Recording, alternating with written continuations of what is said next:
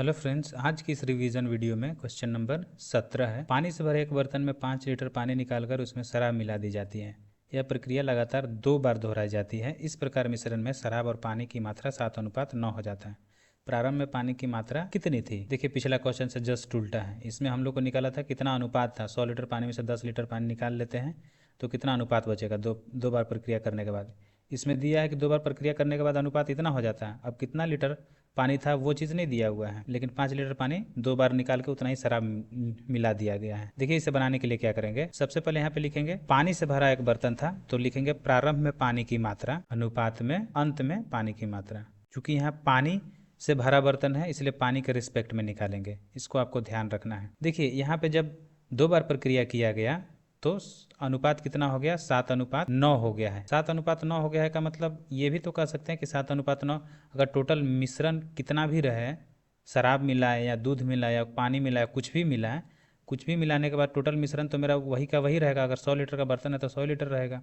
इसका मतलब अनुपात में 7 और 9 है। इसका मतलब अनुपात में टोटल योग कितना है इसका? तो 9 7 16। टोटल मिक्सचर कितना हम मान लेते हैं अनुपात में? 16 मान लेते हैं। पानी भी तो 16 ही होगा ना, 16 लीटर ही पानी होगा, क्योंकि सबसे पहले भरा बर्तन पानी से था, पानी से भरा हुआ था, बाद में उसमें से निकालें और फिर शराब मिला तो पानी की मात्रा कम हुआ होगा, कुछ शराब ऐड हो गया होगा। तो पानी की मात्रा प्रारंभ में कितना होगा? 16। बस यही समझना है आपको कि 16 यहाँ पे लिखना है। अंत में पानी की मात्रा अनुपात में कितना दिया हुआ है?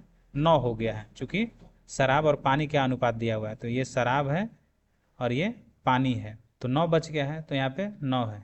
कब इतना हुआ है? प्रक्रिया 2 बार दोहराया गया है। प्रक्रिया 2 बार दोहराने पर इतना है। पहली बार पर हमें आने के लिए क्या करना पड़ेगा? इसका वर्गमूल निकालना पड़ेगा, स्क्वायर रूट कर दीजिए। मतलब पहली बार जब ये किया होगा, पहली बार 5 लीटर निकाला होगा, उस पर आने के लिए 16 को रूट कर दीजिए और 9 को भी रूट कर दीजिए। वर्गमूल निकाल लीजिए। वर्गमूल निकालिएगा तो 4:3 हो जाएगा। 3 3 9, 4 चौका 16 हो जाएगा। अब यहाँ पे एक चीज़ समझिएगा कि पहली बार जब किया तो अनुपात में कितना का चेंज आया? 1 का चेंज आया।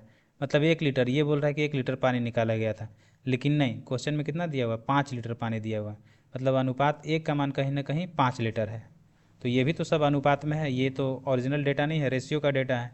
इसका मतलब पूछा क्या है? प्रारंभ में पानी की मात्रा कितनी थी? तो प्रारंभ में पानी की मात्रा 4:3 है। पहली बार में जब हम लोग आए हैं तो इसमें भी कितना से गुना कर देंगे? 5 से। चूँकि अनुपात 1 का मान कितना है? 5 है। तो प्रारंभ में पानी की मात्रा 5 चौका 20 लीटर हो जाएगा और यही क्या हो जाएगा? आंसर हो जाएगा। आई होप आपको समझ में आया होगा। और यहाँ पे अगर पूछता अंत में पानी की मात्रा तो 3 में इसमें गुना कर लेते हैं, 5 3 15 लीटर हो जाता।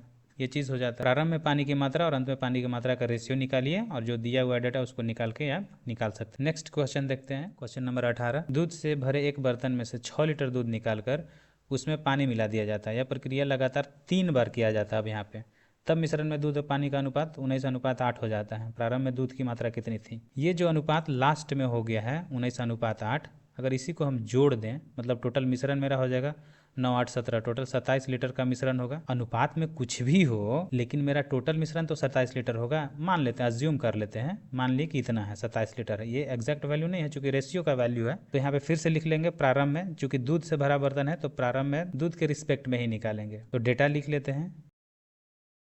प्रारंभ में दूध की मात्रा तो 27 लीटर ही होगा। चूंकि 27 लीटर का बर्तन है तो 27 लीटर ही प्रारंभ में दूध की मात्रा होगा, इसलिए ये 27 हो जाता है।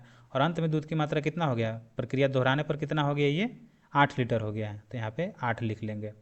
अब यहीं पे खेल शुरू हो जाता है। ये तीसरी बार करने पर इतना मेरा डेटा आया है कि तीसरी बार प्रक्रिया किया गया। तब तीसरी से पहली बार आने के लिए, देखिए पिछले क्वेश्चन में दूसरी से पहली आने के लिए स्क्वायर किए थे, तो तीसरी से पहली आने के लिए यहाँ पे क्यूब रूट करेंगे, घनमूल निकालेंगे। वहाँ पे वर्गमूल निकाले थे, यहाँ पे घनमूल निकाल देंगे, दोनों अनुपात का क्यूब रूट निकालेंगे। तो एक ऐसा संख्या लेना है जिसका गुना करने पर, जिसे 3 बार गुना करने पर 27 आ जाता है। 3 तरीके 9 तिया 27 आ जाएगा और 2 दूना के 4 दूना के 8, 2:3।